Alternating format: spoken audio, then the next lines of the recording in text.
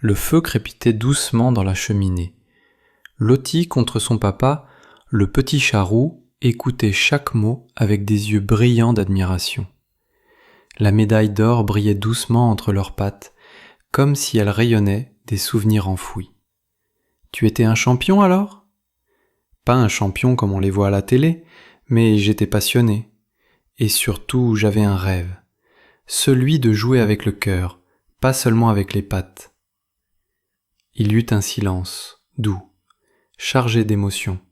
« Tu crois que, moi aussi, je pourrais un jour avoir une médaille ?»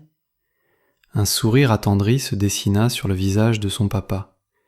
Il hocha la tête.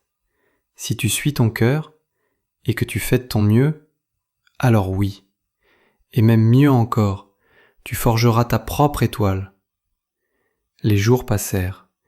Moustache ne pensait plus qu'à ça. Il demanda à son papa de lui apprendre à jouer.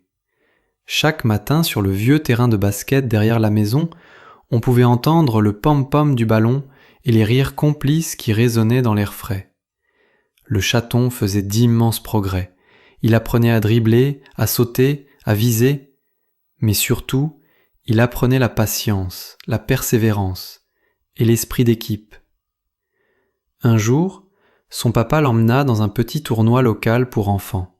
Le gymnase était rempli de jeunes animaux de tout poil, hérissons rapides, lapins bondissants, petits renards agiles. Le cœur battant, Moustache entra sur le terrain. Il avait un peu peur, mais au fond de lui, quelque chose brillait.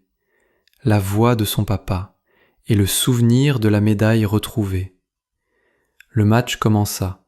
Au début, il ratait tous ses tirs, il trébuchait, hésitait, mais peu à peu, il reprit confiance, il leva la tête, il passa le ballon, il courut avec tout son cœur, et dans les dernières secondes du match, il sauta, lança le ballon, swish! Panier marqué, le public éclata en applaudissements. Ses coéquipiers le soulevèrent dans les airs, et sur le bord du terrain, son papa avait les yeux brillants. Le soir même, alors que la lune baignait la maison de sa douce lumière, Moustache déposa la vieille médaille sur l'étagère. « Celle-là, c'est la tienne. Et toi, tu mérites la tienne. » Il sortit de sa poche une petite boîte. À l'intérieur, une nouvelle médaille, toute simple, avec gravé « À mon fils » qui joue avec le cœur.